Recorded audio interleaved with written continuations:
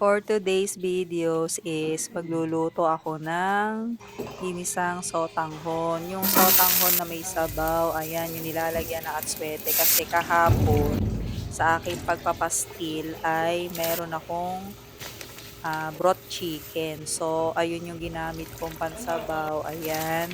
At ito nga ay naging maghapon naming kinain as in umagahan, tanghalian at naging hapunan na din. Maaga ko nga itong niluto kasi nga ay si Eli ay may pasok. Ay kaso na kumain na pala na maaga si Eli. Ang kinain niya ay siomay. 4 a.m. ay gising na pala siya. Ay ako'y mag-aalas 6 na nang ako ay bumangon. At alas 6 nga dito kasi nga ay 7 a.m. dapat nasa school na ang Eli. Kaya maaga, ayan. Naambon, di ka nagdalang payong.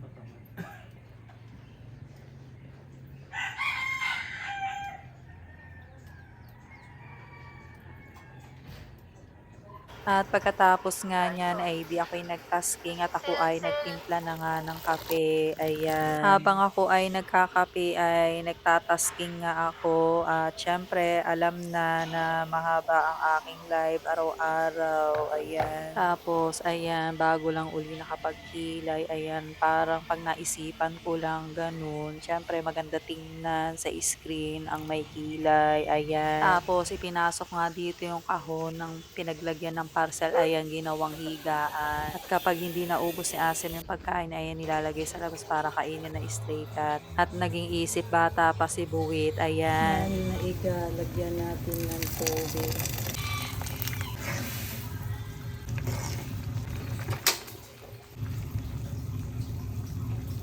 At dito nga ay mag-aalas 11 pa lang ay lalamon na kaagad, ayan, ito na yung lunch. At dahil nga sa mahaba nga yung live ko ay pinutol ko nga kanina kasi nga ay marami din akong ginawa kanina, ayan, hindi ko na nakunan ng video. Tapos ito na nga yung nagkaroon ako ng time para mag-live uli kasi nga ay kailangan itutok ang pagmumukha, ganun. Kasi pag hindi nakatutok ang pagmumukha ay may violation. Dahil napaka-arte sa app na to, kailangan ay kita mukha at hindi pwedeng may ginagawang iba, ayan.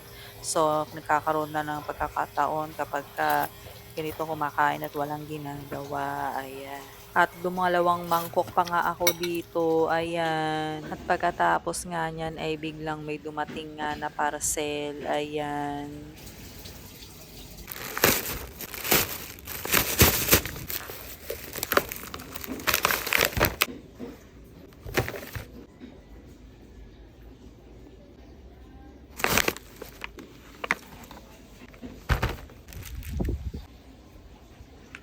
Ayan, for only 110 pesos, bali 12 pieces na toothbrush.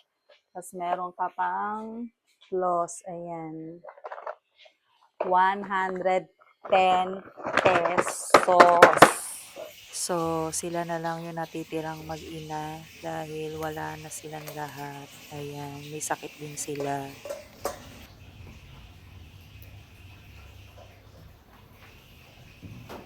Tapos ang ganas trip muna eh.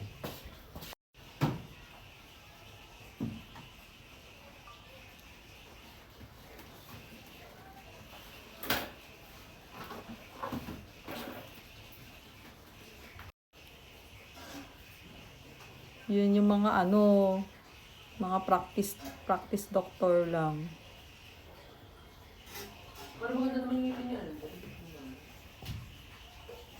At dahil nga sa hindi satisfy ang kinain kanina, mga 1:15 ay kumain pa ako ng rice dito. Ayan. So, ayan, pwede pong ulam.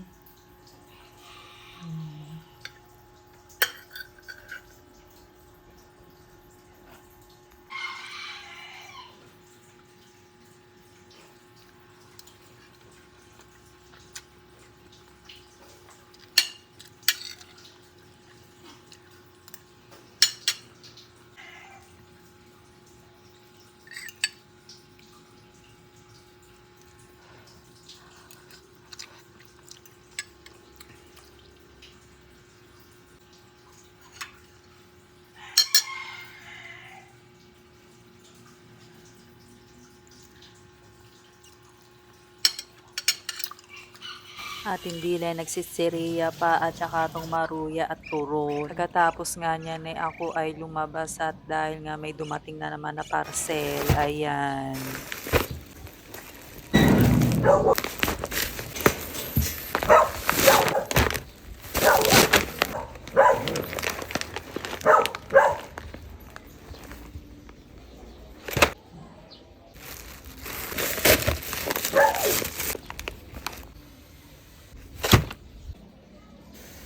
So, ayan guys, nagmi-mix po talaga ako ng cat food. Ayan. So, this one, I try for the first time. Ito ang laman niya. Ayan.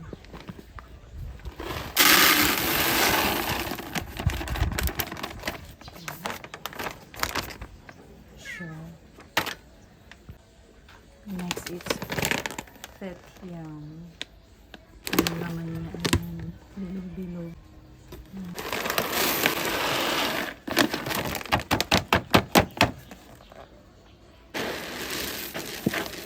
Ayan na siya pag na-mix.